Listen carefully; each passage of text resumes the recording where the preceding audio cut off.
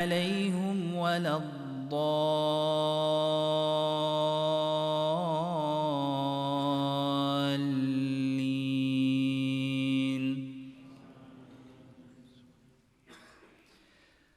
والشمس وضحيها والقمر إذا تلاها والنهار إذا جليها والليل وما يغشيها والسماء وما بنيها والأرض وما طحاها ونفس وما سويها فألهمها فجورها وتقويها قد أفلح من زكيها وقد خيب من دسيها كذبت ثمود بطغويها إذ انبعث أشقيها فقال لهم رسول الله ناقة الله وسقيها فكذبوه فعقروها فدمدم عليهم ربهم بذنبهم فسويها ولا يخاف عقبيها. الله.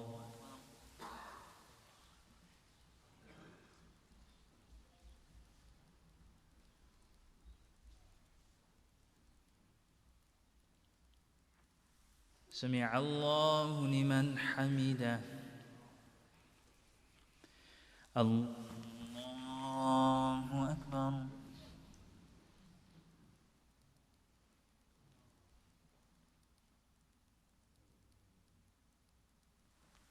الله أكبر. الله أكبر.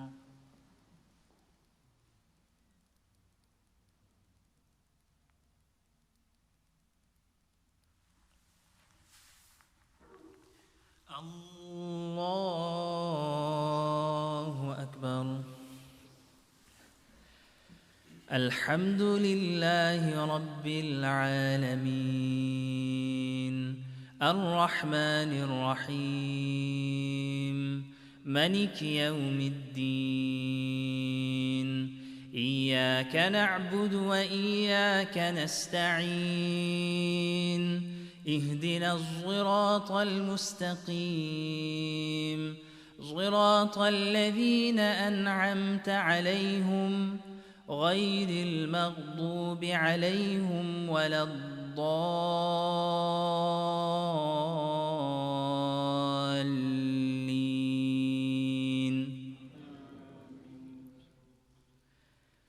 والتين والزيتون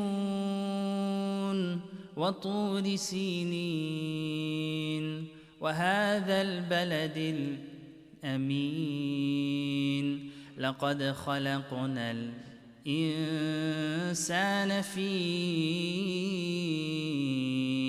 أحسن تقويم ثم رددناه أسفل سافلين إلا الذين آمنوا وعملوا الصالحات فلهم أجر غير ممنون. فما يكذبك بعد بالدين أليس الله بأحكم الحاكمين. الله أكبر.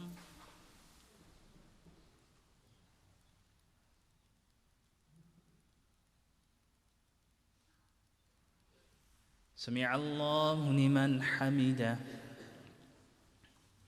الله أكبر.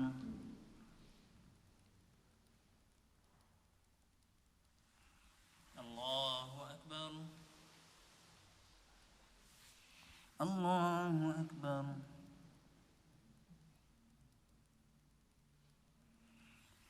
الله أكبر.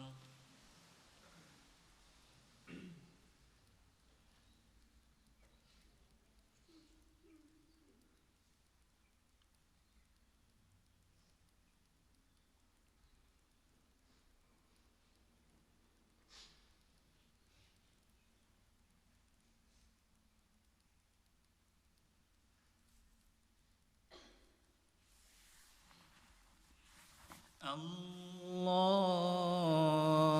أكبر.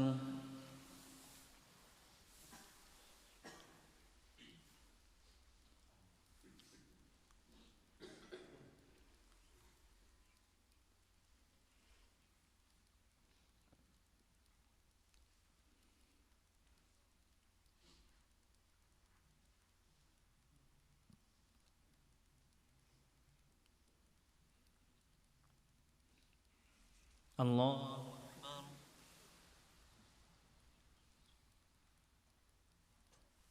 سمع الله لمن حمده. الله أكبر.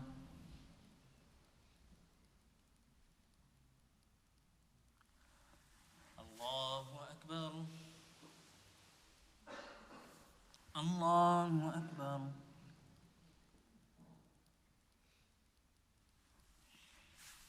الله أكبر.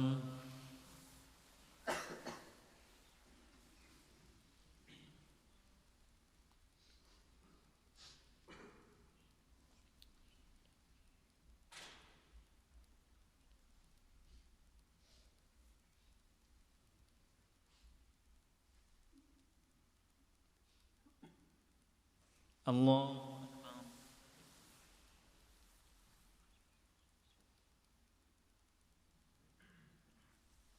سمع الله لمن حمده. الله أكبر.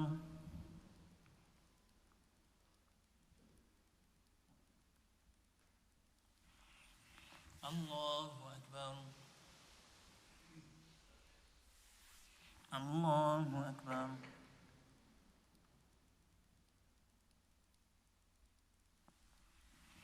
الله أكبر.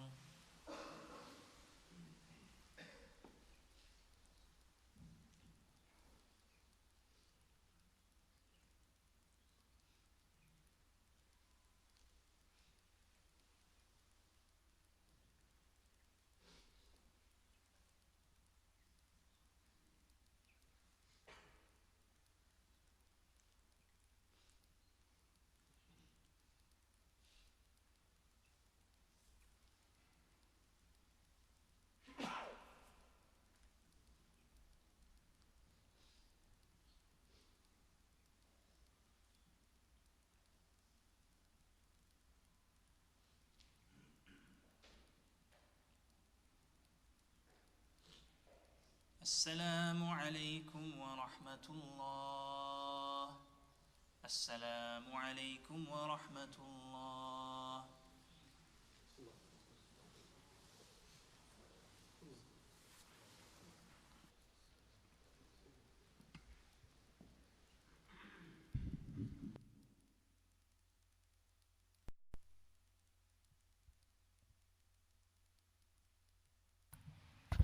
Assalamu alaikum wa rahmatullahi wa barakatuh. Inshallah, after remaining Sunnah Salah and Witr Salah, the Keys to Qira'at program will continue. Inshallah, I'll explain what I just read and I'll explain the history of how that works and the underlying mechanics behind it. Whoever is interested, we humbly request everybody to participate. Inshallah, it will be a very educational program. Jazakullahu Khairun.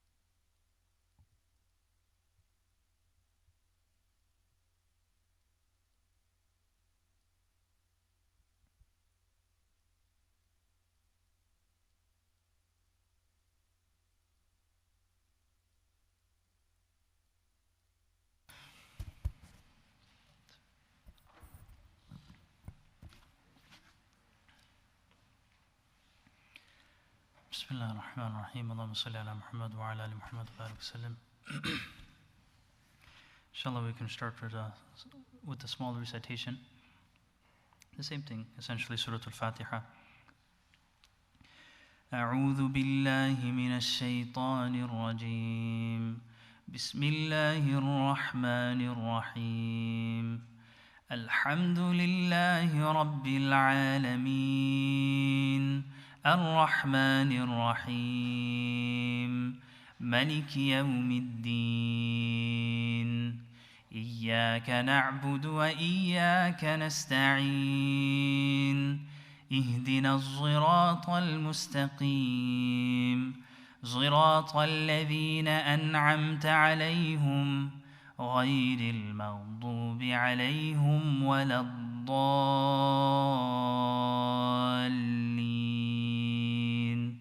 آمين. Inshallah, we'll start. Everybody's probably wondering what that was, because for many people it might be the first time that we heard something like this. But rest assured, these were examples of different qira'at. That's the first point. We'll discuss what that means. These were all sanctioned by Nabi sallallahu alayhi wasallam, and we'll see how. And this is all considered to be Quran. So just like how we heard the recitation that we're generally used to, we grew up with 50 years, 60 years, we're hearing the same thing. The same way that is Quran, the same way we can recite that in Salah, the same way for every single harf you get 10 good deeds, the same way if you recite it and you give thawab to someone, that thawab will reach him, etc., etc. The same way what I read is exactly the same. And in the same manner, if anybody were to reject what we read as Quran, then his iman would be in question. Similarly, if anybody were to reject, after knowing, of course, if he doesn't know, but after knowing, if he were to reject one of these qira'at, then he too, his iman will be in question. So, before we start this, has anybody seen before old manuscripts of the Quran? They're very beautiful to look at. This is a manuscript from Topkapi Museum in Turkey. Alhamdulillah, I had the good fortune to go to Turkey and to read this manuscript. I mean, we didn't read it, we saw it on display, but they take it out during Ramadan so everyone can see it. And this is actually not the manuscript. You can see this is sort of like a photocopy of the actual manuscript if you look like around here. And so carbon dating and whatever other techniques they use to date this, it's estimated to be from the 8th century, and we know Nabi Kareem sallallahu alayhi wa sallam passed away around the 7th century, right? This is the Topkapi manuscript. This is the Samarkand manuscript. This is estimated to be from the 9th or 8th century. This is from Uzbekistan. As you can see, it's massive, mashallah, and the font size is very big, and it's quite difficult to read from what you can see over here. A recent manuscript that was found, this is considered to be the most authentic. This is called the Sana'a manuscript. This was found in Yemen, discovered in 1972. This is estimated to be from between 578 and 669. This is extremely early. And the dates for this, they have a 95% accuracy. So this is one page of the Sana'a manuscript, and here is another page of the Sana'a manuscript. As you can see, this is a clear one, so we're going to use this as an example. So we can start from here. Inshallah, everybody could follow along. We can try to read. Bismillahir Rahmanir Rahim. Taha ma anzalna alaykal. Here's the kaf. Alaykal Qur'ana litashqa. إلا تذكرة لمن يخشى تنزيلا ممن خلق and then arda is over here أرض There's the dad. وَالسَّمَاوَاتِ الْعُلَى الرَّحْمَنُ. The noon stops there. Ala is over here, if we can see it. Alal. And then this word over here is arsh. Arsh istawa. Lahu ma fi samawati. Samawati, you see the waw is over here, and then you have the ta over here. Samawati. Wa ma fil ardi. The dad is over here. Wa ma baynahuma. Wa ma tahta thara. MashaAllah. So this is like a mu'jiza. This is, even by their standards, this is considered to be extremely old. But over here we have 100% match. Notice the primacy in the Arabic script. Notice the difference. Obviously, they didn't have the masahif that we use today in our makatib, that we have all over our masajid with the beautiful calligraphy. They don't have the harakat, they don't have the dots. The font itself, the Arabic script itself, remember the Arabs, most of them, they were illiterate. They never knew how to read nor how to write. So the language, the font of Arabic itself at that time, during Nabi Kareem Sallallahu Alaihi Wasallam's time, it wasn't so developed like how we see it today. If you look around Dar es-Salaam, the beautiful calligraphy as we see, it wasn't the same. Later on, what happened in order to ease and facilitate the recitation, new things were added to the Quran. So you have the fatha, the dhamma, the kasra, zabr, zir, pesh, you have the dots on the letters, etc., so forth and so on. So, now, this is Surah Al-Fatiha. This is how it's written in our masahif. So for example, I have this mushaf over here on the table. If you open up the mushaf, this is how it's typed out. Or this is how it's written out. Interesting enough, the Arab nuskha, the mushaf Medina, there's documentaries about this one sheikh. His name is Sheikh Uthman Taha. He sits down, and for the past 20, 30 years, Allah subhanahu wa ta'ala just told him, from now on, for the rest of your life, you're just going to be writing Quran. You won't know why you're writing Quran, but Allah subhanahu wa ta'ala just made him, I don't have anything else to do with my life. I just want to write the Quran. And that's all he does, day and night. He has this huge canvas, and he writes it out very large, and that canvas is shrunk, and it's photocopied, and actually the Arab nuskha, the Arab mushaf that we have, the edition, that's handwritten. So that's also a mu'jiza in itself. So this is the exact font. Let's take away the harakat. Let's take away the harakat. Now, Alhamdulillahi Rabbil Alameen, Ar-Rahman Ar-Rahim, Maliki Yawmiddin. I want you to look at this word over here. In our qira'ah, we recite in the qira'ah of a hafs. I'll explain that later. What do we say? We say Maliki Yawmiddin. Let me write that down. Whoever writes Arabic, they know. Mim alif, lam kaf, ma liki. And this is something we also have to appreciate. The Quran has a special rasam, has a special script. The orthography of the Quran is unique. It doesn't follow normal Arabic. So if we were to recite the way we know, the Qira'at of Hafs, technically speaking, if we use that copy of the Quran that we saw in the beginning, the Sana'a manuscripts, you saw how they had no harakat, no tashdid, nothing.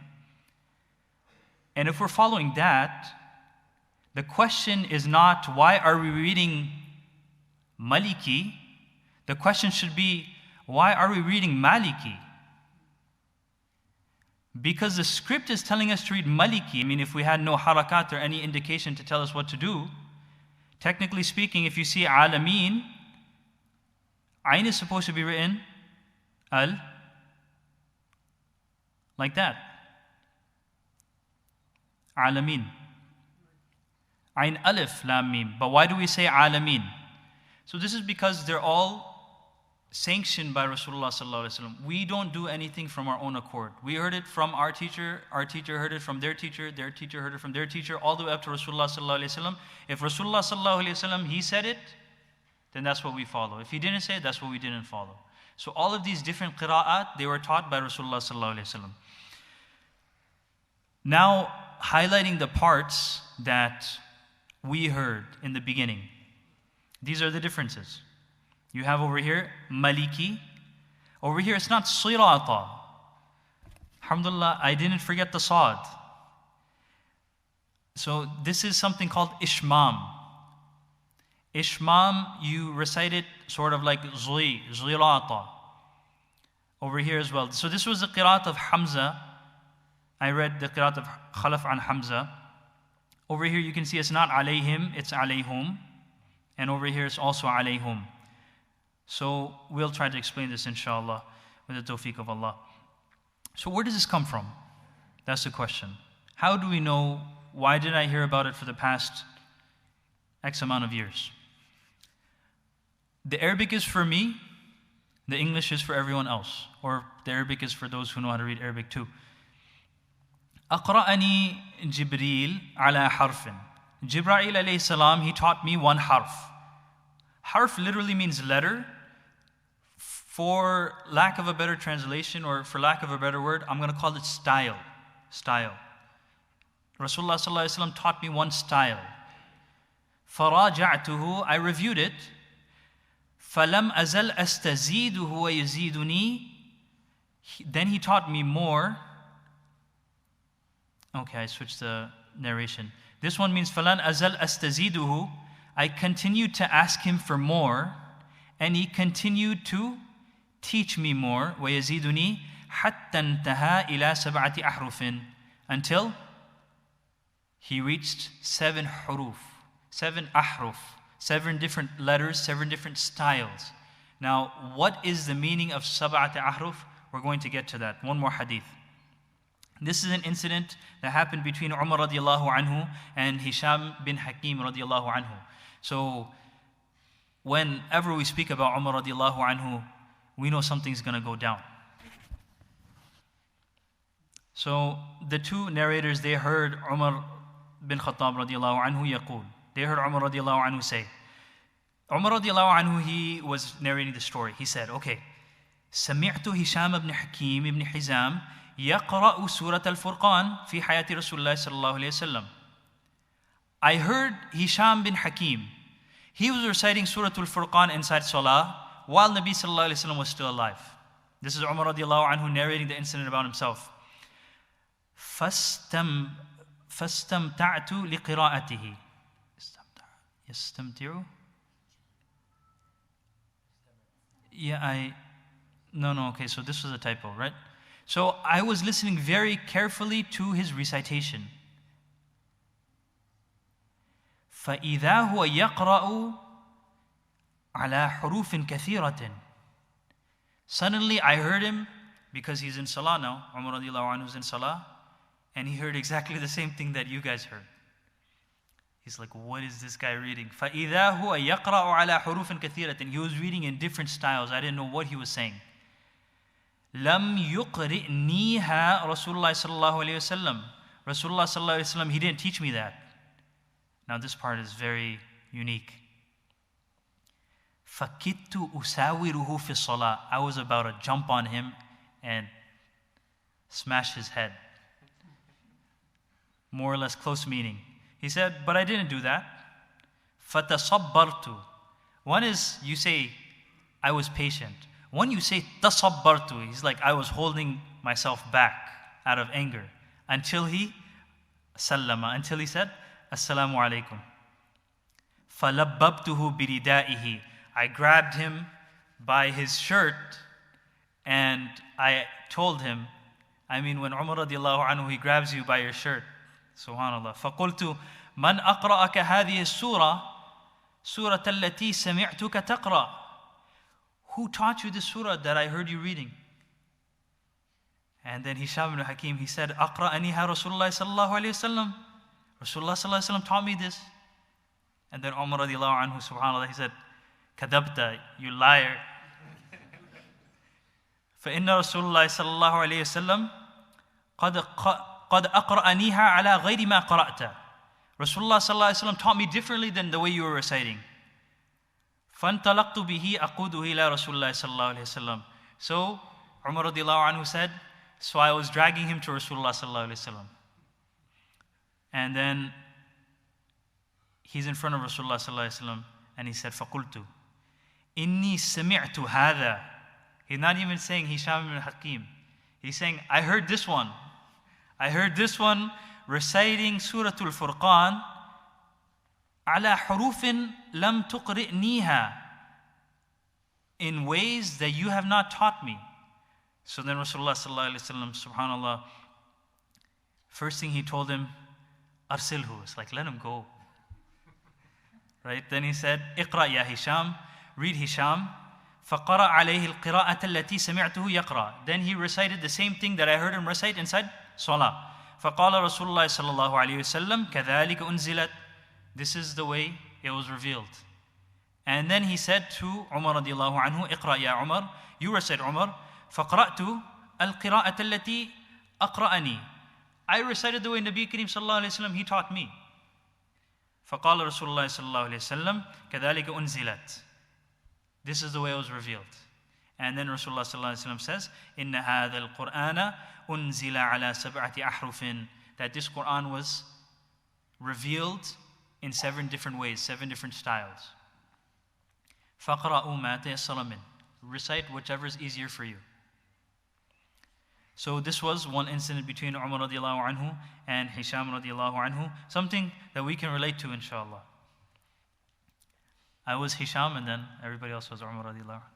So what are these 7 letters? A summary is, before we get into the details, the hadiths have this phrase, sab'at ahruf. The scholars, most of them, they try to interpret and try to understand this verse. What exactly is the nature of sab'at ahruf? So some scholars, they said, okay, sab'at ahrufs like this, sab'at ahrufs like that, sab'at ahrufs like that. Some of the famous ones is 7 is often used in place of many. And many hadiths, for example, we hear the saying, whosoever does this, then he'll be, 70 years away from Jahannam, or he'll get 70,000 good deeds. 70,000. The number 7, when used in Arabic, it means many. It's not meant to mean only 7 different ways.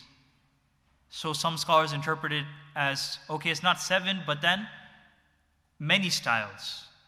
So it's not only 7 different ways, it's actually many different ways. 7 was just used to show the many different ways. Some interpreted 7 to mean 7 different dialects of the Arab tribes. Because Nabi sallallahu alayhi wa sallam, in one hadith, he mentioned that when he was speaking to Jibreel alayhi salam, that in my ummah there are old women, there are old men. They've been so used to reciting the way they used to speak Arabic, and the Quran was based off of the lughat of Quraysh. So many of them, they weren't used to the lughat of Quraysh, so it was very difficult for them. So that was why he was asking Jibreel alayhi salam to make it easier, to make it easier, to make it easier, until he came to 7 different ways to make it easy for the ummah. So some scholars say 7 refers to 7 different dialects of different tribes.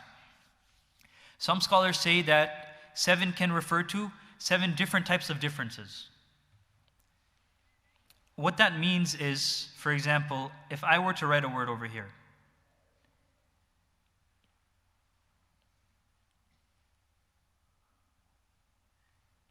you have this word over here. Okay, it has no harakat. You can say يَعْلَمُونَ, you can say تَعْلَمُونَ, you can say نَعْلَمُونَ, you can say يُعْلَمُونَ, you can say يُعْلِمُونَ, you can say so many different things. So this would be one category of different ikhtilaf. Right? It would be a different category, one category. Then you have a different category, for example, وَالضُّحَى, وَالضُّحَى, وَالضُّحَى. You make imala, that's called imala. I'll explain that at the end. You have a different category where one word can be replaced with another word, and so forth and so on. So 7 different types of differences. I don't want to get really too much into the technical differences because it's a little bit difficult. One of the simplest opinions is that we know for a fact that the more opinions there are about something, does that show that you know more about that thing, or does that show you know less about that thing? For example, quantum physics. There's like 30 plus competing theories about what's going on in the realm of quantum physics. Does it show that they know more about quantum physics, or does it show that they know nothing about quantum physics? It shows that they know nothing about quantum physics. So some scholars, when trying to harmonize all these different opinions, they're like, man, this is very difficult. You know, maybe this is part of the mutashabihat, those things that only Allah subhanahu wa ta'ala knows. So they suspended judgment. They say, Allahu alam, Allah subhanahu wa ta'ala knows best. So different ulama, they choose different things. This is a basic explanation. Okay, so we're going to go off on a small tangent, inshallah. I just want to speak about how the Quran was compiled during the lifetime of Rasulullah sallallahu alaihi wasallam. One thing to know, that while Nabi Kareem sallallahu alaihi wasallam was alive, the way you see the Quran here in one book form, it never happened during Nabi Kareem sallallahu alaihi wasallam's life. It happened later on during the Khilafat of Abu Bakr radiallahu anhu. We have to appreciate the fact that the Arabs, they have this spectacular memory. When Allah subhanahu wa ta'ala wants to preserve something, Allah subhanahu wa ta'ala will create those capabilities inside those individuals to preserve that thing. And we see little children memorizing, age of 6, 7, they become hufadh. It's nothing ba'id. It's nothing strange. It's nothing unbelievable. One thing was, though, just because it wasn't compiled in a book, formally compiled, that's different to the Quran being written down.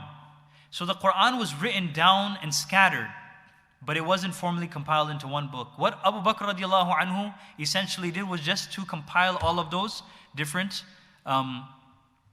parchments.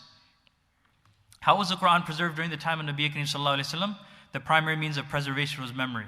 And this is what we have to appreciate. The Muslims, we rely heavily on the oral tradition. And the written tradition is merely a means to access the oral tradition. Why wasn't the Quran compiled during the time of Nabi Kareem sallallahu alaihi wasallam? There's many reasons. Here's a few. One, Nabi sallallahu alaihi wasallam was alive. Sahaba radiallahu ta'ala anhum ajma'een, if they needed to make sure about the Quran, they can just go to Nabi sallallahu alaihi wasallam, or they can go to one of the Sahaba who are Qurra, who are masters in the field. There was no need. Nabi sallallahu alaihi wasallam was there. They didn't need a book. Well, they had the actual being of Rasulullah sallallahu alaihi wasallam. This was the golden age. Nabi sallallahu alaihi wasallam was amongst them. There was many Qurra. The Islamic empire was restricted to Medina. It didn't extend so far during the lifetime of Rasulullah sallallahu alaihi wasallam. Everybody was a master of Arabic orally. Ayat were being constantly revealed. So say, for example, you compiled it, and then you have another, it's not like a Word document where, say, for example, because the ayat, they weren't revealed in order. Say, you would have maybe the first 5 ayah revealed, and then you'd have the 10th ayah revealed. And then the 6th, 7th, and 8th ayah, the 9th ayah, it would be revealed later. Now you have to edit the document. It's not a Word document where you can just make some space and then you can insert.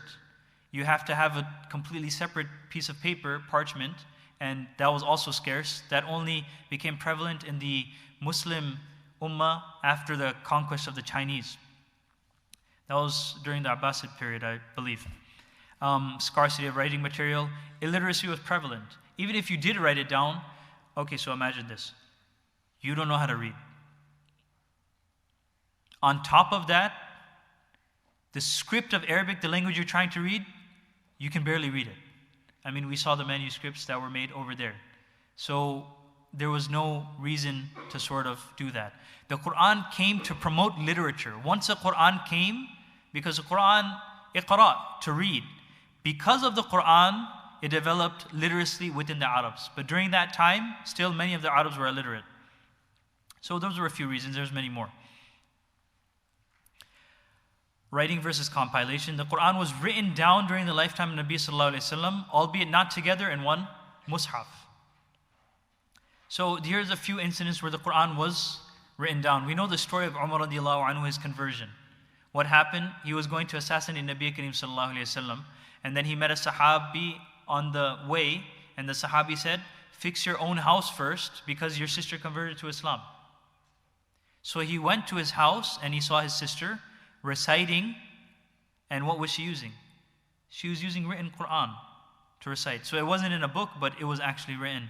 In a different hadith, Nabi Kareem sallallahu alayhi wasallam, he prohibited taking parchments of the Quran to enemy lands. There wasn't a book during Nabi sallallahu alayhi wasallam, we know that historically, but he prohibited taking the Quran to enemy lands, which means that there was some form of the Quran being written. There's several virtues of looking inside and reading. There's a hadith in Tabarani. And Nabi sallallahu alayhi wasallam, he had kuttabul wahi. Kuttab, they were scriveners or scribes of wahi. Muawiyah, Hazrat Muawiyah radiallahu anhu, he was a scribe of wahi. Whenever the revelation used to come down, Nabi sallallahu alayhi wasallam, because the Arabic orthography, the Quranic rasam, the script of the Quran, it's unique. It doesn't conform to the way we normally write things. So Nabi sallallahu alayhi wasallam had to endorse that script and had to sanction that script before one of the scribes could write it. So he would tell the scribe, okay, write this over here, write it like this. Don't write it like that. So that shows you it was being written down. Okay. The first compilation took place during the lifetime of Abu Bakr radiallahu anhu. First compilation took place during the lifetime of Abu Bakr radiallahu anhu. Why was this compilation necessary? Nabi sallallahu alayhi wasallam passed away. Abu Bakr radiallahu anhu, he actually spoke to Umar radiallahu anhu, and he told him that, you know, I'm not feeling good about this, because this is something Nabi sallallahu alayhi wasallam never did.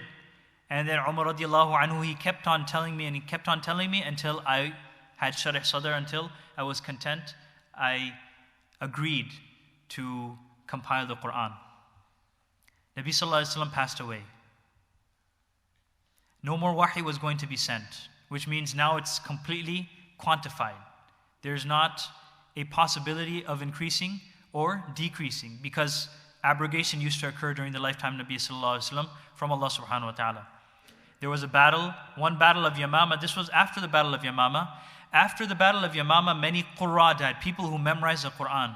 60 Qurra died. So that's, imagine 60 Hufadh dying. And imagine, I mean, we have a lot of Hufadh now, alhamdulillah, this is through the mercy of Allah. But imagine during that time, when the Muslims weren't so much, and to have 60 Hufadh die, that's a big catastrophe. So Abu Bakr radiallahu anhu, he called upon Zayd ibn Thabit, an extremely intelligent Sahabi, to spearhead the compiling of this collection of the Quran.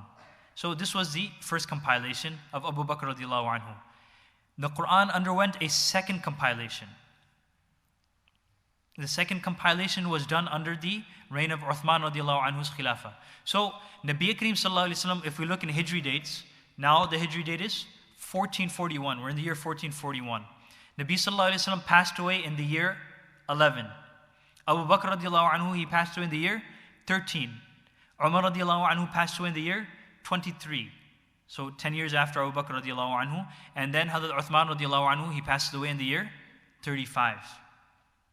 So this happened quite some time after Abu Bakr radiallahu anhu's compilation. Why did Uthman radiallahu anhu compile his edition when Abu Bakr radiallahu anhu already compiled it? That's the question. So there's a Sahabi by the name of Hudayfa bin Yaman. He went on a military expedition to Azerbaijan and Armenia, because now the Islamic Empire is expanding. He noticed people, they were differing over their recitation of Qira'at. So you have a group of people, because now you have people from Medina, you have people from Sham, you have people from Persia, and all of them are learning different Quran from different Sahaba. So, and all of them are learning these different Qira'at. So imagine the same thing that happened between Umar radiallahu anhu and Hisham bin Hakim throughout the entire Islamic Empire. The people of Sham used to recite in the Qira'at of Ubay bin Ka'ab. The people of Kufa used to recite, the people of Iraq used to recite in the Qira'at of Abdullah bin Mas'ud. The problem was, they started to say that my Qira'ah is better than your Qira'ah. Whereas we know that all of the Qira'ah, epistemologically, they have the same weight. They're all Quran. Meaning, if you recite Malik Yawmiddin or Malik Yawmiddin, you're still going to get the same reward. And if you deny Malik Yawmiddin or Malik Yawmiddin, you will be kafir, for example. So, in order, Hudayfa bin Yaman told Hazrat Uthman radiallahu anhu that you have to standardize the qira'at so that the people don't fall into the same fitna that happened with the previous scriptures. So then Uthman radiallahu anhu once again formed a committee of Sahaba with Zayd ibn Thabit, the same one who spearheaded the first project. Now Zayd ibn Thabit is going to spearhead the second project, second compilation of the Quran. So I'm doing this quite fast. I'm skipping a lot of detail. Once the master copy was made, the master copies also. So five copies of the Quran were made. 5 copies. And the script of the Quran, the 5 copies together, they made up the script of the Quran. So it's not that they weren't exact carbon copies of each other, but in order to cater for the different qira'at, some of the scripts were different in order to cater for it. I'll get back to that. So, just briefly, the differences between both the compilations. Abu Bakr radiallahu anhu and Uthman radiallahu anhu. So Abu Bakr radiallahu anhu, what was the reason? The reason was the fear of losing the Quran due to the death of Huffaz, meaning whatever was written during the lifetime of Nabi Kareem sallallahu alayhi wa sallam, because how long can parchment survive in the desert? Very unlikely. We were losing Huffaz, and there was a potential to lose what was written during the lifetime of Nabi Kareem sallallahu alayhi wa sallam. That's why Abu Bakr radiallahu anhu initiated his compilation. Uthman radiallahu anhu, why did he initiate his compilation? Because there were disputes over the different qira'at, to preserve them, to create a standardized version for the ummah. What did Abu Bakr radiallahu anhu do in his compilation? He collected what was written and he organized the qira'at into the surahs and into the ayahs that we see today in our mushaf. And what did Uthman radiallahu anhu do? He created a master copy from the mushaf of Abu Bakr radiallahu anhu, and he sent it out to various different cities. So let's talk a bit about rasam to understand qira'at more. Uthman radiallahu anhu, we know, compiled the Quran the second time. There were 5 copies, and with the 5 copies, they were sent with the reciter to teach them according to that particular copy. And people, if you now wanted to make your Quran, you would take it from these mother books. So for example, many Sahaba, they had their personal copies of the Quran. But in order to eradicate the possibility of fitna, Hazrat Uthman radiallahu anhu, he called for all the other copies except these, because these were created with the consensus of the Sahaba. So you have an ijma' of all the Sahaba on these new compilations. So these were the most authentic, you can say. Because the other copies, for example, Hazrat Ibn Abbas radiallahu anhu or Hazrat Ibn Mas'ud radiallahu anhu, they also had personal copies. But what they would do, if it's your personal copies, is technically your notes. Sometimes they would add a few words of tafsir here and there. Maybe there was a word, Nabi Kareem sallallahu alayhi wa sallam through a hadith, he explained that word. So you just add that word. What would happen if that copy became publicized, then someone might think that that word of tafsir that one of the Sahaba he added, that word is actually a part of the Quran. Because he's such a Jalilul Qadr Sahabi, he's such a great Sahabi, and this is his personal copy. So if he has it in his copy, then it must be Quran. But sometimes that's not the case. It could be your personal notes. Okay. So either the Rasam script of the Quran corresponded with the way Arabic was spoken, or it didn't correspond. For example, in our Qira'at of Maliki, and we didn't start talking about Qira'at yet, Maliki, it's written like this. If it's written like this, then there's no problem, because we already know this. What we want to focus on with the Rasam of the Quran are those instances where the script of the Quran goes against what we're used to. Because if everything is happening and everything is fine, there's nothing to worry about. But say, for example, you have this word. How do you write salah? Sad, lam, alif, ta. This is salah, salatun. But in the Quran, how do you write it? In the Quran, you don't write salatun. You write salah like that. Salatun, and you put a hamza over there. Same thing with zakah. How do you write zakat? You're supposed to write it like this. In all our fiqh books, it's written like this. But the script of the Quran is different. You write zakat like this. And sometimes there's different tafasir, why it's written in a certain way. And you should think about the rasam of the Mus'haf Uthmani, just like in the example that I gave you before. You have this word over here, ya'lamun, or ta'lamun, or na'lamun. So the Mus'haf, by default, by design, the Mus'haf was created to cater for the differences in the variations of Qira'at. So the Mus'haf, because now if you wrote ya'lamun, you can't read ta'lamun anymore. But if you didn't write ya'lamun, you can read ya'lamun, ta'lamun, na'lamun. You can read whatever you need to read. I mean, na'lamun is not a word, but khair. We understand this concept. If you leave it ambiguous, then if Nabi sallallahu alayhi wa sallam sanctioned a recitation, then the Quranic script can cater for it. So now you have a choice. Say, for example, you want to write Maliki or you want to write Maliki. If you wrote Maliki inside the Mus'haf, you eliminated the possibility of being able to recite in Maliki. Whereas Maliki is a qira'at that was sanctioned and endorsed by Rasulullah sallallahu alaihi wasallam. So instead of writing it as Maliki, the Sahaba, they chose, and this was how it was decided by Nabi Kareem sallallahu alaihi wasallam. Nabi sallallahu alaihi wasallam said, write it like this.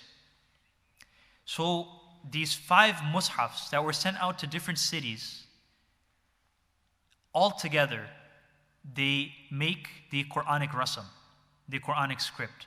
So many times we have our nuskhas, some of us, we grew up reading the Arab font, if you want to call it, the Naskh font. Some of us grew up reading the sort of Desi font, if you want to call it, the Farsi font, the Persian font, right?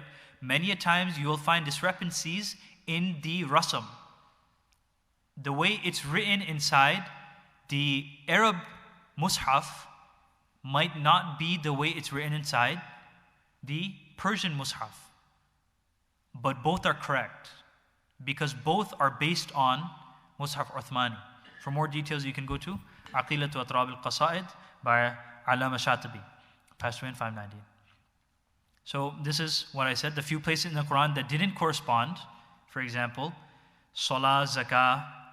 You have ulama in the past literally go through the entire Quran, and wherever it wasn't written according to the way Arabic word was spoken, they compiled it all. And we actually study where it doesn't correspond.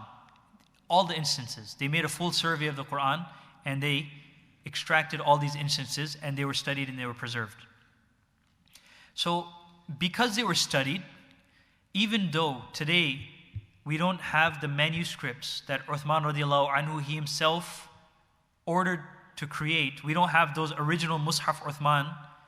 Some scholars say that they saw it because, okay, so you see, there was 5 Mus'hafs, 5 copies, and then Uthman radiallahu anhu, he had his personal copy. So his personal copy, some scholars say that when Uthman radiallahu anhu was being assassinated, he was reading Quran, and then some of the blood from Uthman radiallahu anhu's assassination fell on the pages. And so some of the scholars, they said that they saw that mushaf with the blood still fresh on, I mean not fresh, but still you can see the traces of blood on the mushaf. Allahu alam, but as far as we know, we can't confirm nor can we deny the existence of such masahif. So this will give us an introduction to the idea of qira'at. Okay, now we're getting into sab'a, ashra sughra, and ashra kubra. The hadith mentioned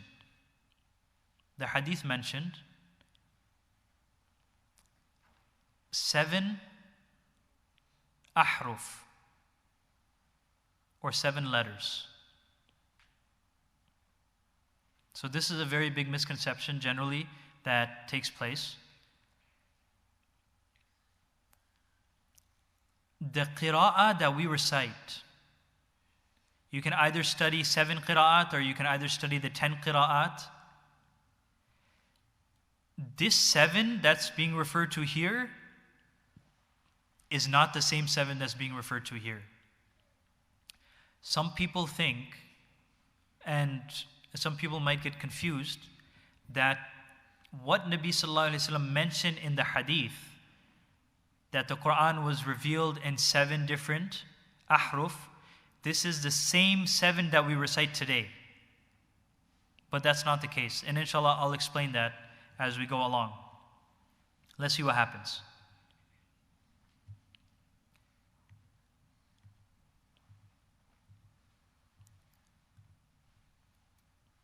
These are the 7 qira'at.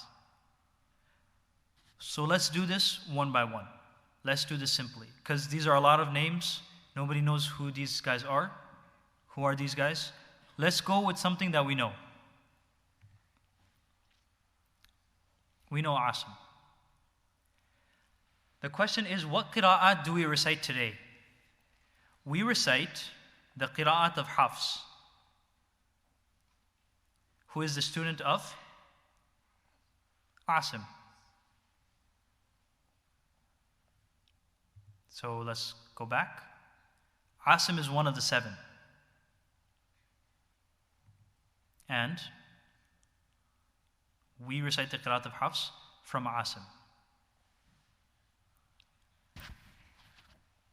Let's learn a little bit about Imam Asim's life. I mean, all of these ulama, we don't want to go through every single thing, but we have to appreciate some of these fadail. Imam Asim, he was an extremely skilled qari, extremely famous. He was from Kufa. Imagine you go to school. In your class are 1,000 students, and you guys all are studying, I don't know, what are you guys all studying? Like astrophysics. Khair. Everybody's studying astrophysics. Everybody's extremely smart also. We all are extremely smart. We're all studying astrophysics. From 1,000 of us, there's a few guys who are exceptionally brilliant. The rest of the class, they respect them. The teachers themselves realize their value. The teachers themselves might soon become their students. They are very vocal and they love to spread the teachings of astrophysics, and they become very famous. So from that class of 1,000,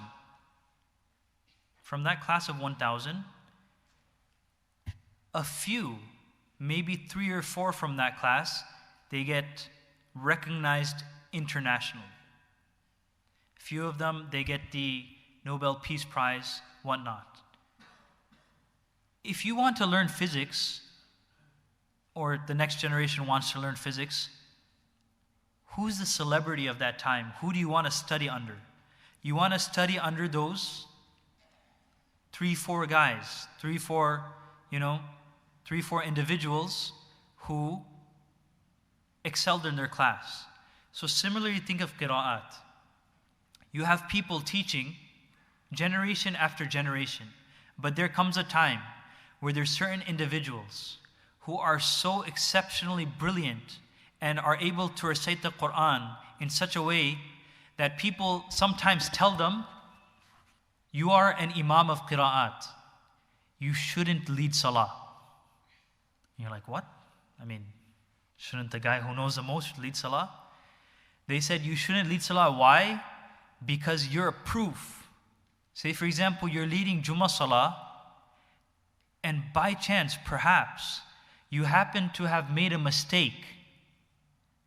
Because people trust you so much, and your rep is that strong, if you happen to make a mistake, the people in Jummah salah will start thinking that's Quran.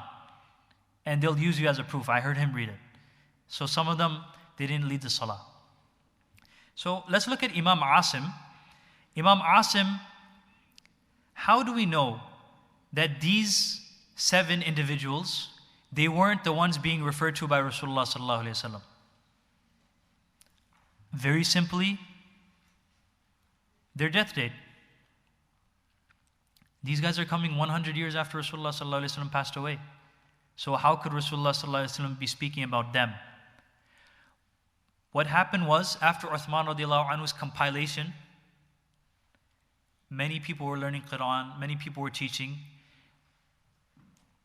One scholar by the name of Ibn Mujahid, he comes on and he decides to compile a book of his favorite Qira'at.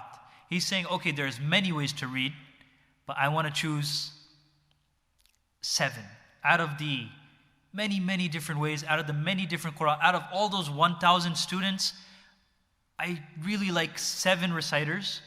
I want to preserve those 7. So unfortunately, he chose the number 7, which leads to a lot of confusion. I mean, but alhamdulillah, 7, his book became very accepted, and that sort of became the standard from then on. So these were considered to be, if you wanted to learn the Qira'at, if you wanted to learn Quran, then you learn it from these 7. A little bit about Imam Asim's life. It's narrated that once he fell sick for 2 years, and he was bedridden. And he said once he recovered, he started reciting the Quran, and he said, I didn't make a single mistake in a single letter. One of his students, Shu'bah, he used to come to Imam Asim to read. And Imam Asim said, every day, I'll only listen to 1 ayah. And then Imam Shu'bah was like, I'm scared that I might not be able to finish with you. And then he kept on asking for more until he took 5. He allowed him to recite 5 ayahs every single day. Imam Asim, later on in his life, he became relatively weak, so he used to have someone to take him, to carry him, assist him while he was walking. And that person is supposed to be, cognizant of his surroundings, but there was a rock.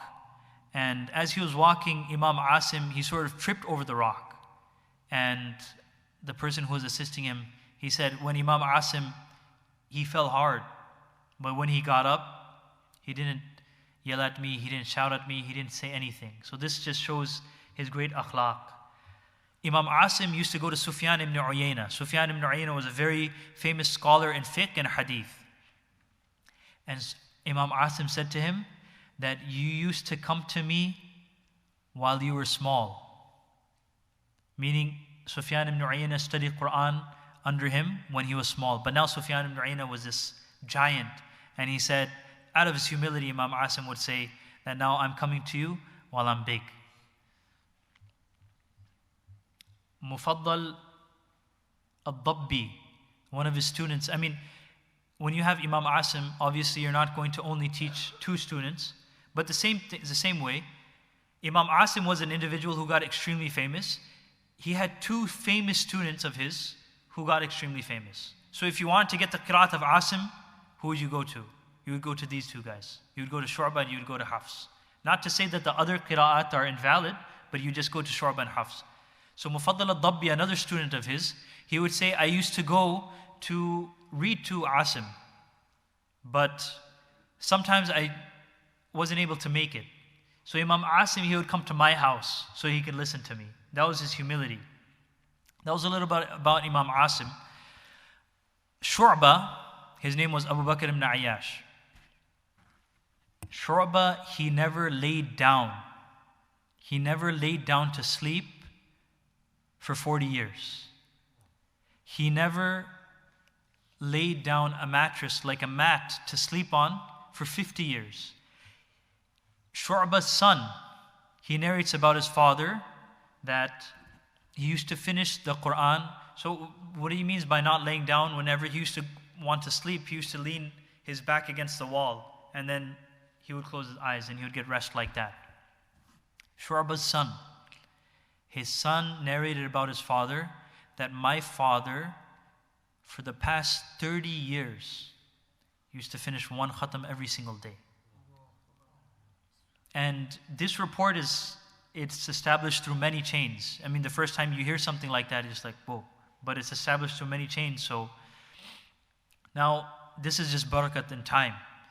Because if you think about it like very mathematically, and if you put like a tape recorder or a robot and you sit him down to recite the Quran, you can say every day takes about 10 hours, right? Because the Quran is divided into 30 sections, and each section is 20 pages, and then 20 pages, it would take approximately 1 hour to read 3 juz, because 20 pages, it takes 1 minute to read one page. So you have 20 minutes, and then 20 minutes times 3 is 1 hour.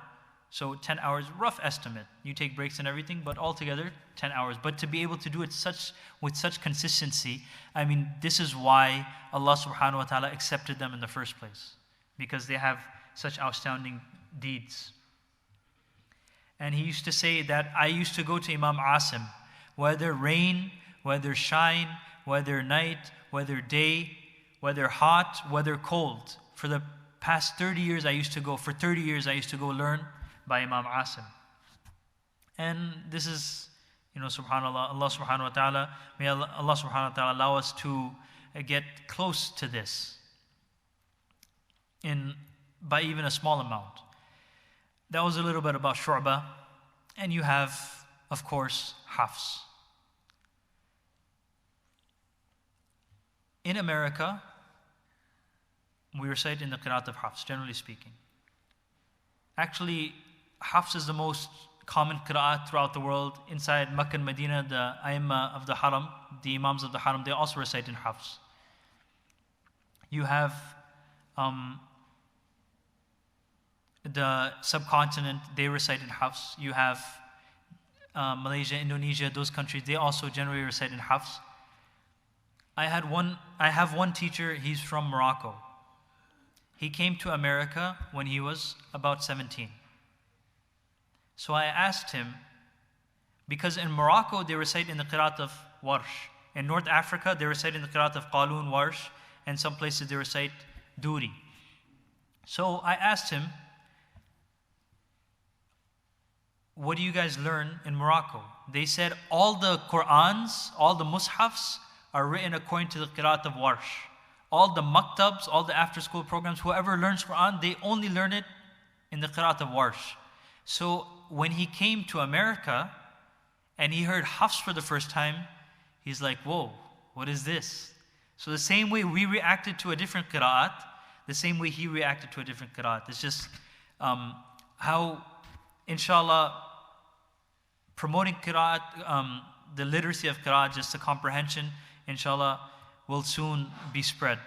But the Qira'at of Hafs, this is a secret from Allah subhanahu wa ta'ala, why the Qira'at of Hafs is the most widespread. Some theories are because Abu Hanifa radiallahu anhu, he was in Kufa and he used to recite the Qira'at of Hafs. So because the Hanafi madhab is sort of the largest practiced madhab, the Qira'at sort of spread with the madhab. And you have the Ottoman Turks. The Ottoman Turks, they also, that was the last Khilafah, and during that time, the Qira'at also spread. So that was some theories. But if we see the chain,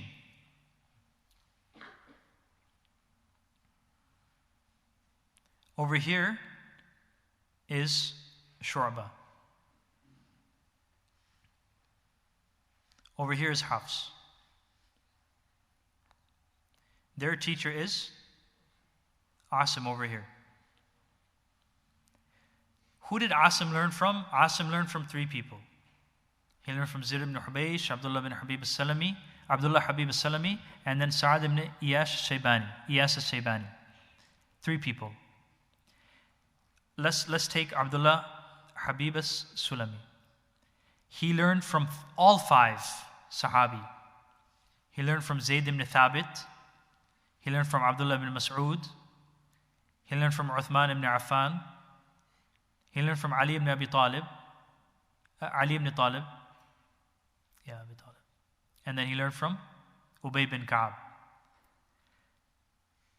They all learned from Rasulullah sallallahu alaihi wasallam, and Rasulullah sallallahu alaihi wasallam learned from Jibreel alayhi salam. So essentially, when you're studying under Imam Asim, you're getting all of this. A very authentic chain, because he learned from 3 teachers. And those 3 teachers learned from several Sahaba. So when you're studying under Imam Asim, you're studying the Qira'at of all 5 of these Sahaba. You're studying the Qira'at of Rasulullah sallallahu alaihi wasallam. And if you want to get the Qira'at of Imam Asim, then you got to go through Shu'ba and Hafs. Because Imam Asim taught Hafs in a different way, and Imam Asim taught Shu'ba in a different way. He taught them the same way, but then they themselves chose what Qira'at they wanted to read. Okay, so the hope is, if we understand how Imam Asim works, if you understand 1 from the 7, the rest of the 7 follow the same pattern. Meaning you have 1 teacher and you have 2 students. So there's 7 main teachers, but you have 2 students. So now, the sab'a qari, the person who learns 7 qira'at, essentially he's not learning 7. Essentially he's learning 14. Because he learns how Hafs used to recite, and he learns how Shu'ba used to recite. So we say 7, but you mean 14. So we don't learn 7 styles, we learn 14 styles, because we learn the style of 2 of his students. So we're back to here. Asim, 2 most famous students. The same thing. Nafi' has 2 students. Ibn Kathir has 2 students. Abu Amr has 2 students. Ibn Amr has 2 students. Asim has 2 students. Hamza has 2 students. Kisai has 2 students. Let's take another example. Imam Nafi'. His 2 students, I'm not going to go into it, but his students the names are Qalun and Warsh. Imam Malik used to recite in the Qira'at of Nafi'. And that was Imam Malik's favorite Qira'at. And just a story about Warsh. SubhanAllah, Warsh, he was, some narrations say that he was very white-skinned. And some narrations said he was very happy, very jolly, very, mashallah, bastatan fil ilmi wal jism, meaning he was hefty. He was from Egypt. And Nafi' was from Medina. So Nafi' is coming all the way, Warsh is coming all the way from Egypt at that time to Medina to learn from Nafi'. Now Imam Nafi' is in the masjid. And obviously he has several students around him. The whole masjid is filled with his students. And he's teaching all of them. Obviously you can't give time for every single student. So he used to listen to 5 ayahs from each student. Then Warsh comes along. And then Warsh is trying to say, Ustad, I'm coming from Egypt. Can you give me some extra time? So it's not about Imam Nafi's time. Imam Nafi, he can give time. He gives time. The other students aren't going to give you their turn to benefit from Imam Nafi. Because Imam Nafi, he has his own impressive, son that's going back to Rasulullah sallallahu alaihi wasallam. So then Imam Nafi says, sorry, you got to wait your turn, You got all these guys, they want to read. So Warsh says, okay, all this. Let's see what happens. But unbeknownst to them all, Imam Warsh's Qira'at was so beautiful and it was so perfect that as soon as he started reading his portion, his 5 ayahs, then the other students, they said, okay, I'll give him my 5 ayahs, just let him keep on reading. And through that, subhanAllah, he was able to finish with Imam Nafi. And each one of these qurra, and there's 2 students, I mean, there's a reason why Allah subhanahu wa ta'ala accepted their qira'ah, their dedication, their devotion, the amount of energies they spent on the qira'at. So we can't go through all of them, but that would be very interesting. So we're going to look at it at a macro level now. So you have Imam Nafi over here, number 1. He has his 2 students. His 2 students are Qalun and Warsh. Then Ibn Kathir, he has his 2 students, Bazzi and Kumbul, for example. And this is, I mean, the rest of the list is self-explanatory. So when you're learning Sab'a, when you're learning the 7 different recitations, what you're actually learning are these 14 styles. Now someone might think, like, it's so hard for me to learn one Quran. Now I have to learn 14 different Qurans. So there's a lot of overlap. So for example, Alhamdulillahi Rabbil Alameen, Ar-Rahman Ar-Rahim, Maliki Yawmiddin. So out of 14, only Asim and Kisai, they read Maliki Yawmiddin. And the rest, they read Maliki Yawmiddin. So technically speaking, if you wanted to read 14 different ways, you can. But if you want to combine them all together, essentially, it's not 14, it's only 2. If you look at the word Maliki Yawmiddin, it's either going to be Maliki Yawmiddin or Maliki Yawmiddin. So when you're learning these 7, you're learning them all together. You're not learning 14 different ones, you're learning all of them together. This is Sab'a, as far as Sab'a is concerned, when you're learning 7. Many a times we'll also hear 10 qira'at. You know, one is a Sab'a qari, he knows 7, which means he knows 14. And one is, he's an Ashara qari, meaning he knows 10. So what does the 10 mean? Later on you had people, I mean, just before we go on to this, look at their death dates. They're all, relatively speaking, around the same time.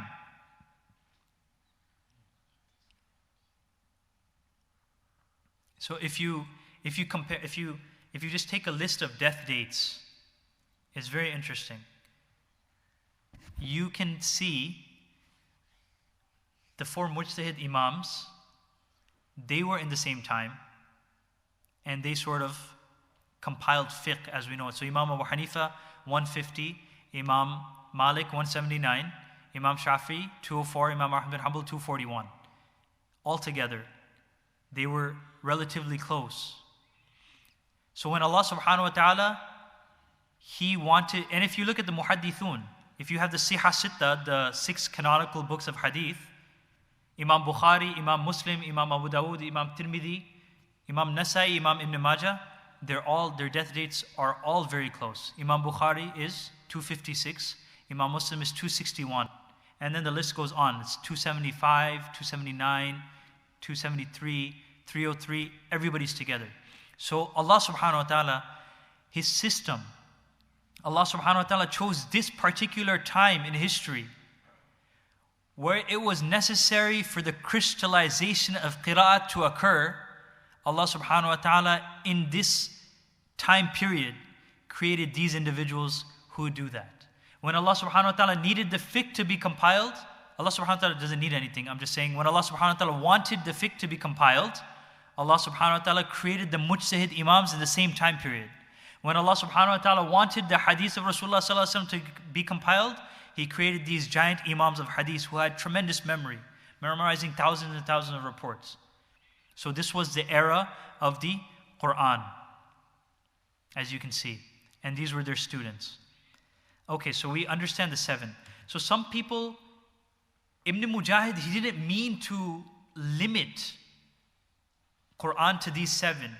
Apart from these 7, it's very possible there's other qira'at. There are also mutawatir. Mutawatir means so many people in so many places in so many times. you have 1,000 people teaching 1,000 people in 1,000 different places teaching the exact same thing. There's no chance of conspiracy. So this is the oral tradition, the strength of the oral tradition.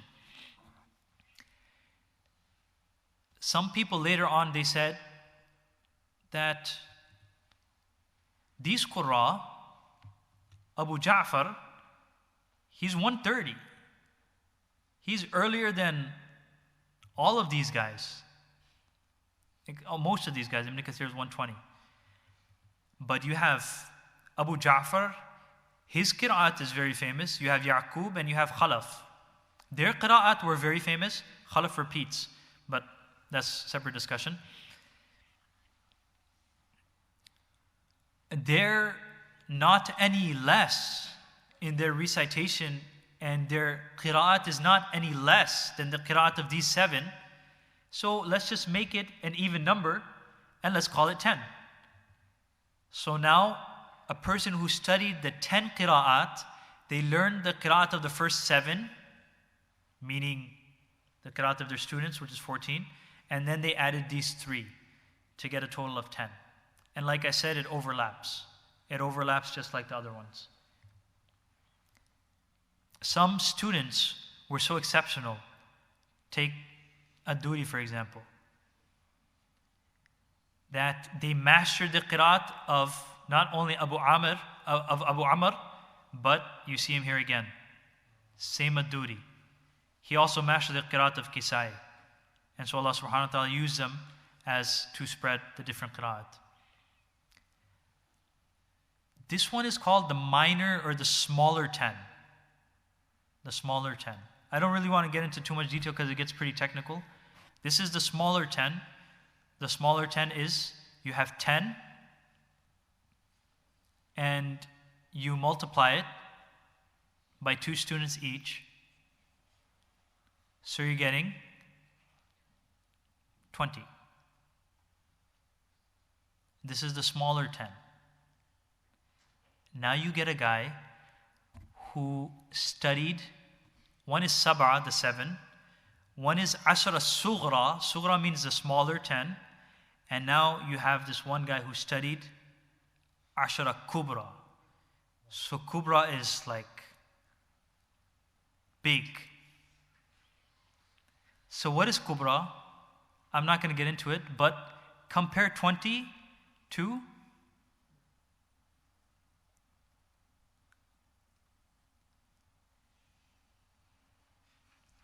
987 different turuq in Kubra. So if you have a guy who studied Kubra, this is what he studied. But like I said, we're not learning 987 different Qur'ans. What's going to happen here is, for example, 986 people are going to read Maliki and one guy's going to read Maliki. So you see, it's the same 10, but now we're not only taking from 2 students, we're taking from many of their students. So we're just strengthening what we have. So that's called Kubra. We don't want to really get into that. Here's some practicals, a few common differences between some Qira'at. You have this concept of Imala, Taqleel, and Fath. So let me just write this down.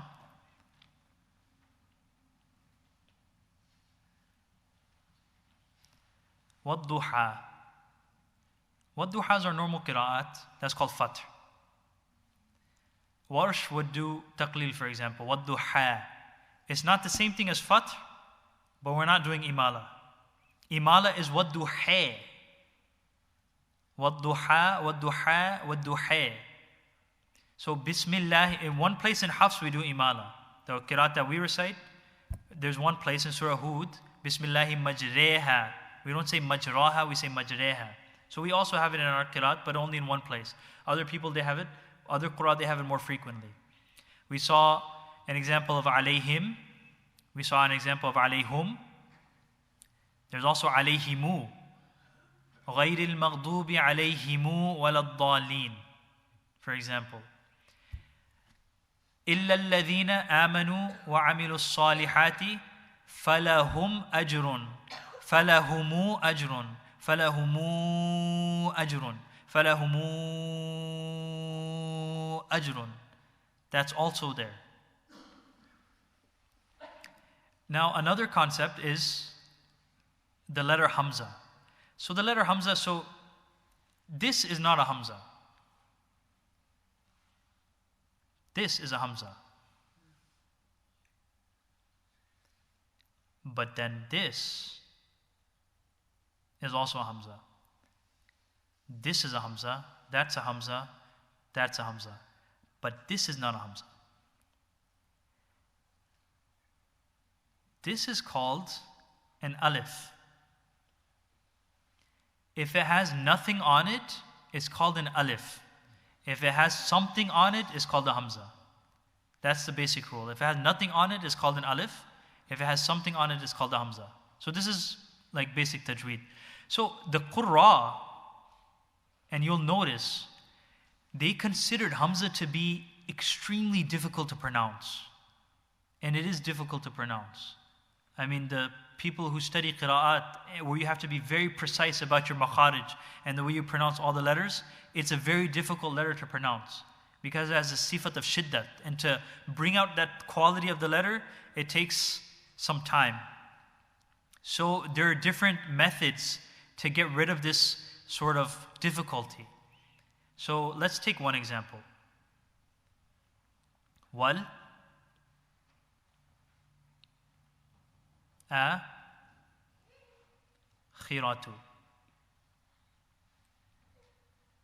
Okay. So, following the rule, this one's an alif, this one's a hamza. Wal akhiratu. والضحى والليل إذا سجى ما ودعك ربك وما قلى ولل آخرة. We can add an alif, we can make that a lam. Walal akhiratu, to make it correspond. So everybody's with me so far. I'm going to show you what the different qurra do to get rid of the difficulty of pronouncing the hamza. I mean, we have to remember again, it's not that they invented this to get rid of the difficulty of the hamza. Nabi sallallahu alayhi wasallam, he saw that it was difficult to pronounce the hamza, and these are part of the sab'at ahruf. So we have to appreciate that. One thing you can do, naql, relocation. Relocation means, if we see over here, this hamza has a fatha. What we're going to do, we're going to give the fatha to the lam. And we're going to say, we're not going to say, walal akhiratu. We're not going to say that. We're going to say, walalakhiratu. Walalakhiratu. So the hamza changes into an alif. We relocated the fatha. Sakta is a sustained pause. You probably heard it in salah. One is walal akhiratu, and one is walal akhiratu. Sustained pause. So you give yourself some time to prepare to recite the hamza because it requires some extra focus. Then you have tasheel. Tasheel would be you soften the hamza. You don't have to pronounce it with so much force. Walal akhiratu. Okay, it's not really in this word. You can't really do it inside this word. Hazf, elimination. You completely eliminate the hamza. That's not in this word again. That would be an examples, for example, where two hamzas would be together. A'anta fa'alta hadha. A'anta, did you? A means is a question, and then anta is you. A'anta. So now you have two hamzas together. Qurra saw this as very difficult.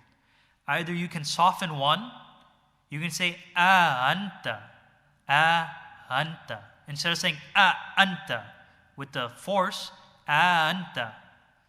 Or you can eliminate one. You can say anta. For example, just give me an example.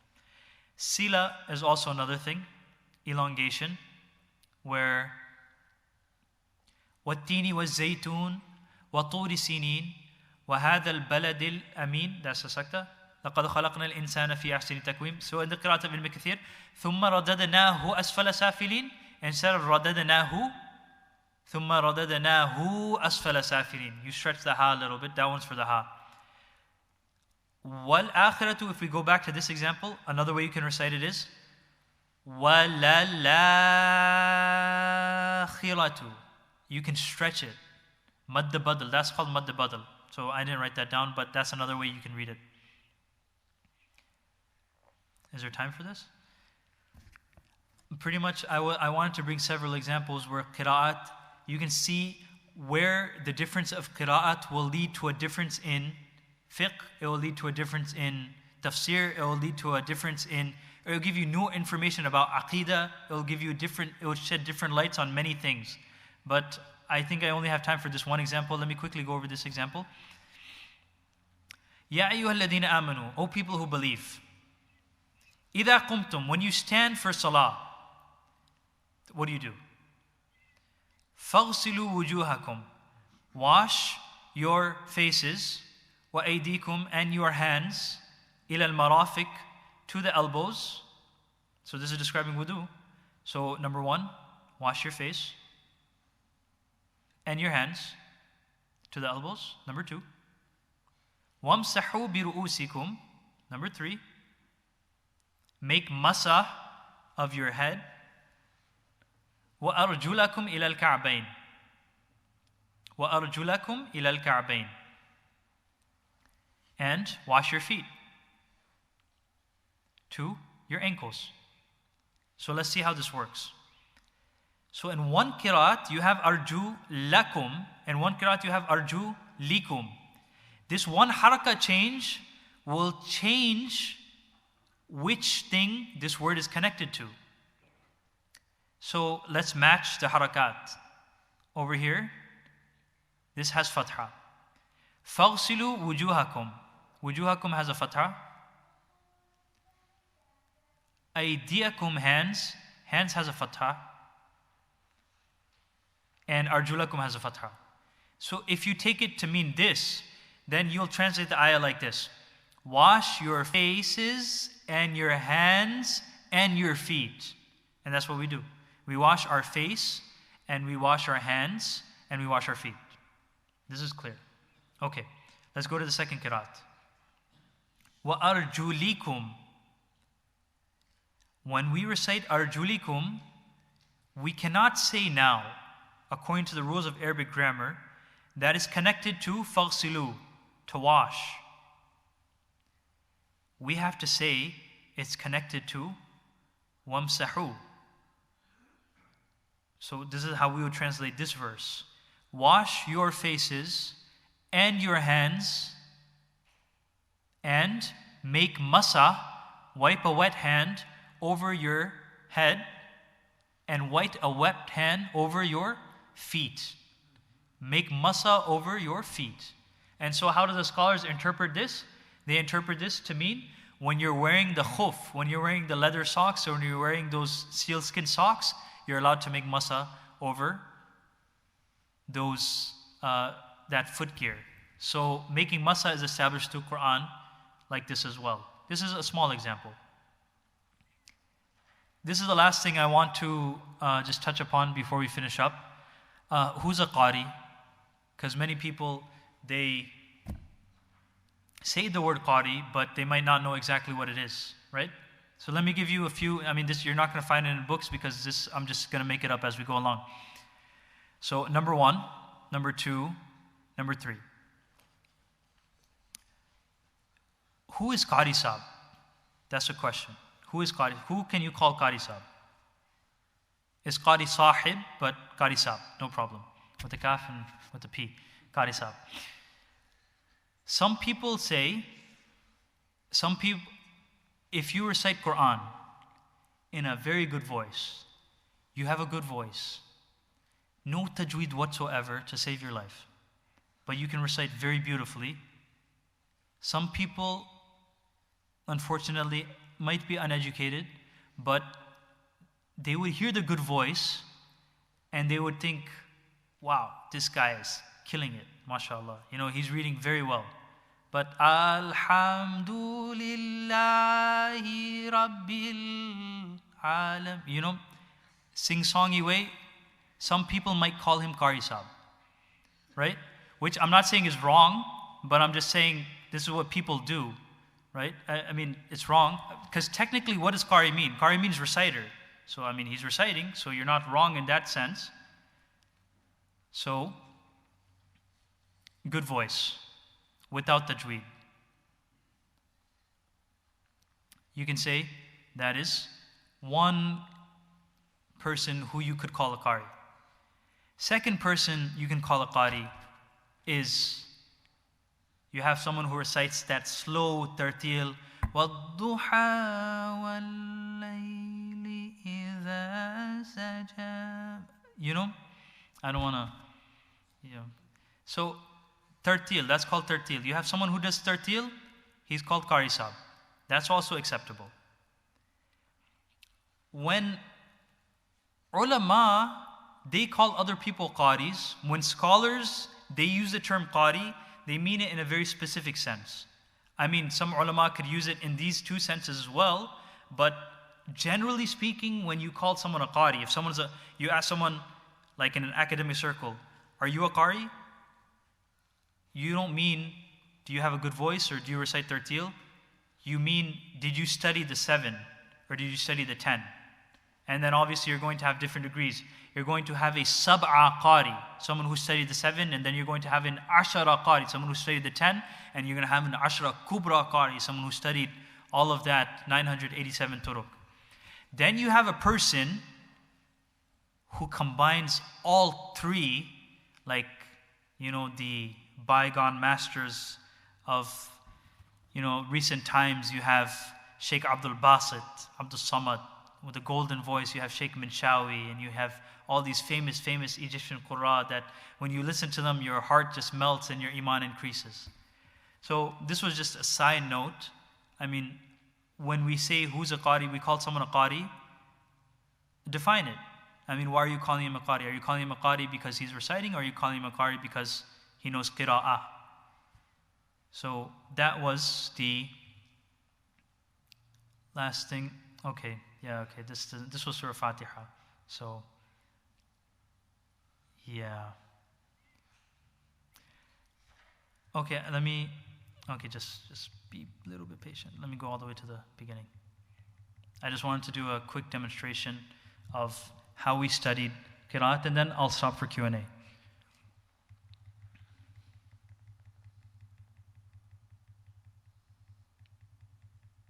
SubhanAllah, we covered a lot. Okay. So this is how you combine the recitation of all 7. This is what we usually, this is called Jama Harfi. أعوذ بالله من الشيطان الرجيم بسم الله الرحمن الرحيم الحمد لله رب العالمين الرحمن الرحيم مالك يوم الدين ملك يوم الدين الرحمن الرحيم ملك يوم الدين إياك نعبد وإياك نستعين. Now you're going to do the اهدنا الصراط المستقيم اهدنا الصراط المستقيم صراط الذين أنعمت عليهم غير المغضوب عليهم ولا الضالين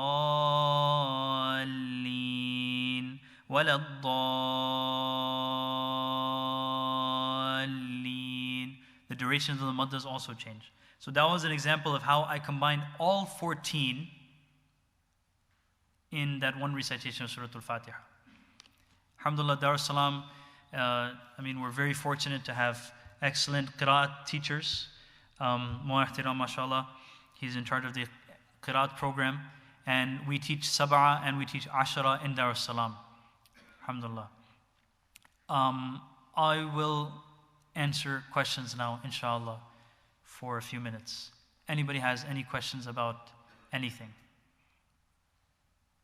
We're on time, alhamdulillah. Question, yeah. Yeah.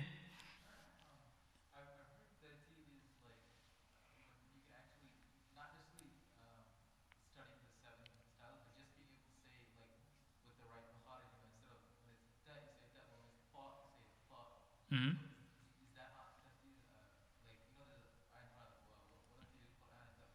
Tartila. So the question, I guess, essentially would be, what is tartil? Right? So tartil, it means to recite in calm, measured tones. One thing that we have to realize is, hypothetically speaking, potentially speaking, it shouldn't be the case, but a person, he could know Malik Yawmiddin. Technically, he knows another riwayah. The science of tajweed and being able to pronounce all the letters properly is completely different from the science of qira'at. So a person, potentially, he can know the science of qira'at, but he can have terrible tajweed. But he won't get ijaza, permission. I mean, he won't get the chain back to Rasulullah sallallahu alaihi wasallam because of his poor tajweed, but he can still know that, oh, okay, Warsh does Malik Yawmiddin. So for example. But tartil, the reason why we do tartil, the reason why people recite like that, it sounds nice, right? But primarily the reason people recite like that is to, if you're reading Alhamdulillah Rabbil Alameen Ar-Rahman Ar-Rahim Maliki Yawmiddin Iyyaka na'budu wa iyyaka nasta'in ihdinas siratal mustaqim siratal ladzina, to recite each and every single letter kama haqqahu, the way that it's supposed to be recited, it's pretty difficult. I mean, how are you going to keep track? If you want to keep track of every single Alhamdulillahi Rabbil Alameen, I know exactly what I'm doing, and it's very clear. That's the primary reason why people do tartil. And then, I mean, the voice and the breath and everything is a separate thing. Yeah, hope that answered somewhat. Yeah, okay. Any other questions? I mean, I don't know how to get the questions from the sister side. Can a person be a qari without being hafiz? Of course, definitely. In all three senses of the word. In all three senses of the word. And in my class, we had, when I studied Sabra, when we studied Qira'at, we had 17 people in our class. And one of the students, he wasn't a hafiz. And it was interesting, in our class, there was one student, not in our class, but in the previous class. There was a student who was able to recite Quran so well, but he wasn't hafiz. And the teacher only found out at the end of the year that, subhanAllah, you're not hafiz. And then, so it's very possible. It's very possible. Because they're two separate sciences. Yes. Can you be a qari without being a scholar? Potentially, yes. Because, think about it. How did we learn how to read hafs? We learned it from our maktab teacher. I mean, do we have a certificate saying that, okay, you can read hafs now? We don't, but we can read hafs. So similarly, say for example, we were to go take a flight to Morocco, and we studied warsh. So, okay, I got another qira'at under my belt, but I don't know a single word of Arabic. But I know how the qira'at works. The problem with that is, though, if you're not a scholar and you study qira'at, the chances are, the likelihood of error is much more. So you're more prone to error because you don't know, you know outwardly how it works, but you don't know the inner mechanics of why I'm doing. I mean, we know like Tylenol is going to do something, but we don't know what it's going to do, more or less, essentially. So you can say a qari is sort of like a doctor of the Quran in a sense, whereas someone who just learns it, he's just taking over-the-counter medication.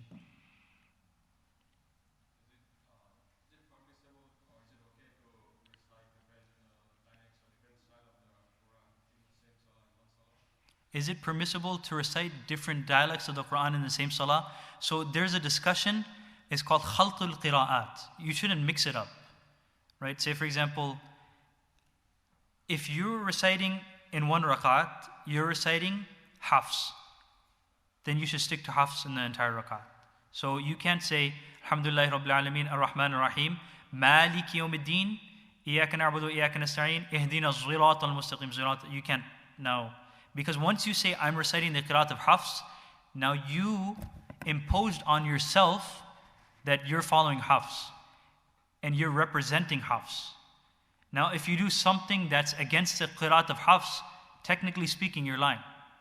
Because you're saying, I'm reading in hafs, but then you're doing something else. Yeah, so you can, but as long as in one unit, I mean, it's just, yeah, you don't mix it up. Can you read, another question is, can you read Qira'at without ijazah? Do you need ijazah to read these separate different Qira'at? The answer is, hypothetically, yes, you can. But like I said, the margin of error, the potential of error, the possibility of error is much, much more, and that's unacceptable. So you shouldn't, more or less, don't try this at home. Yeah. Question?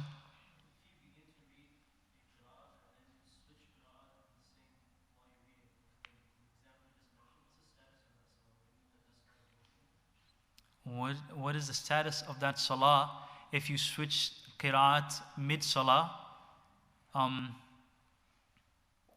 That's a fiqh question, because now you're talking about what nullifies your salah or what doesn't nullify your salah.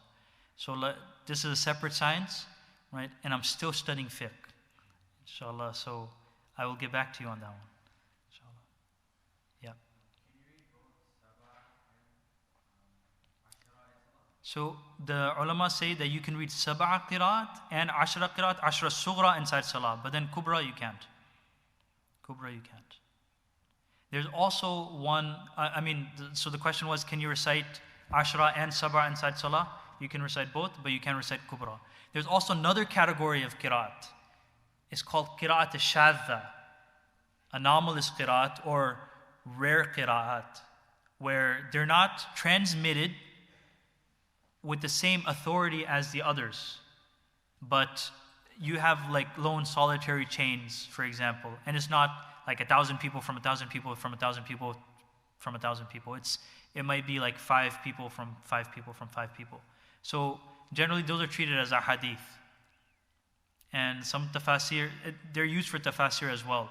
So if you have a certain mas'ala, certain ruling, and you want to prove it, you can use a shadh qira'at, you can use a rare qira'at to sort of prove it that, okay, this is also supported by this rare qira'at, the view that I'm trying to present. Question? Can one person learn 2 qira'at together at the same time, or finish one and learn a second one after? The question was, can one person learn one qira'at at the same time or finish one and then start the after? Start the other one after. So depending on how dedicated a person is, alhamdulillah, I mean, through this system that we used, because some places in Egypt, some places where it's very difficult. I mean, their standard is extremely high. I know in Egypt they do this. For each qira'at, they'll take 1 year. So then they'll only finish qalun. You recite the entire Quran, qalun 100%. Okay, next year you do warsh. Next year, each different qira'at. We do all 14 in 1 year, and they do 14 in 14 years. So I'm not saying our method is better. I mean, of course, we're compromising quality due to the lack of time. But potentially speaking, if a person is very dedicated, then he can sort of have a very, very good grasp of all 14, even in 1 year, because he knows the principles behind it. He knows how to extract the qira'at. Whereas obviously the person who spent more time, he's going to get more. So it's very possible. We learn all 14 the sab'a we learn in 1 year. Yeah. Question? How do you get ijazah in all 7? How do you get ijazah in all 7? You have to, they teach it, in Dar es Salaam they teach it over the course of 2 years. So you have to, in Dar es Salaam, I'm just speaking in Dar es Salaam terms. You have to start the alim course, you have to learn Arabic, because we don't want to just give, okay, you can read like this, you can read it, but you don't know why you're doing what you're doing. We want you to know exactly why. So you have to go through this poem called Shatibiya. Shatibiya is this miraculous poem written by Allama Shatibi, blind scholar, amazing. So many stories about him. You have to pass the exams.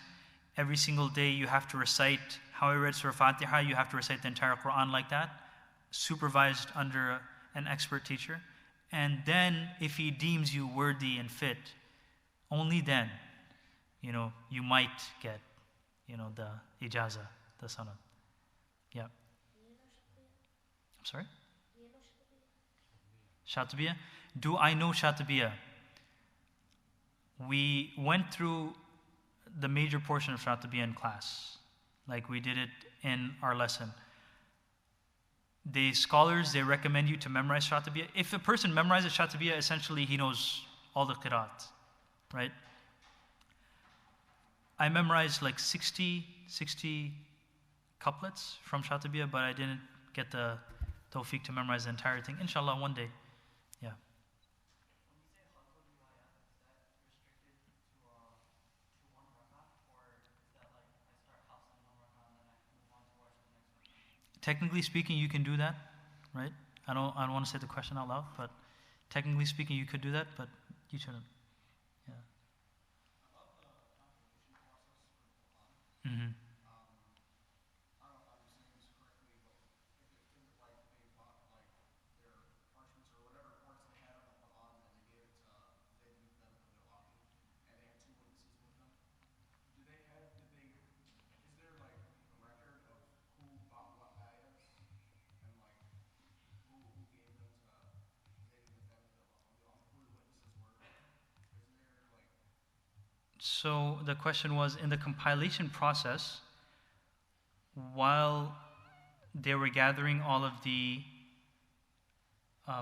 parchments and wherever the Quran was written down, are there records of each individual piece of, I guess, Quran? Are there recorded records of that being presented and having two witnesses and whatnot? To that much detail, I don't think so. Because when you have essentially all the Sahaba agreeing on, they do have instances, they have records that happened and then this portion of the Quran was by this person, this portion of the Quran was by this person, in a general sense, right? But once you have this authoritative copy endorsed by the entire galaxy of the Sahaba, they would probably relegate that to minor details and it wouldn't necessarily be as important. But there are records of individual, but every single one, I don't think so. Yeah.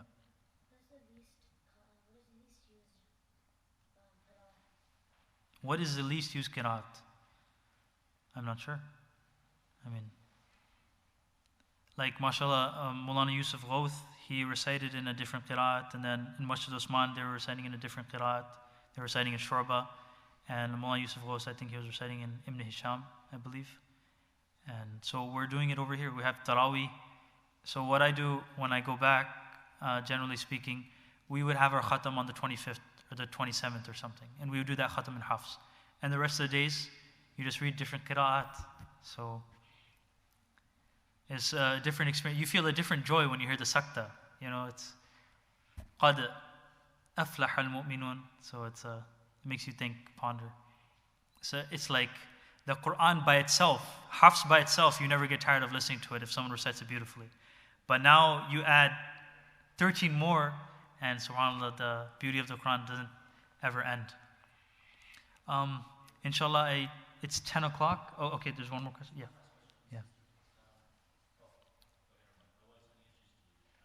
Oh, no, it's fine, it's fine.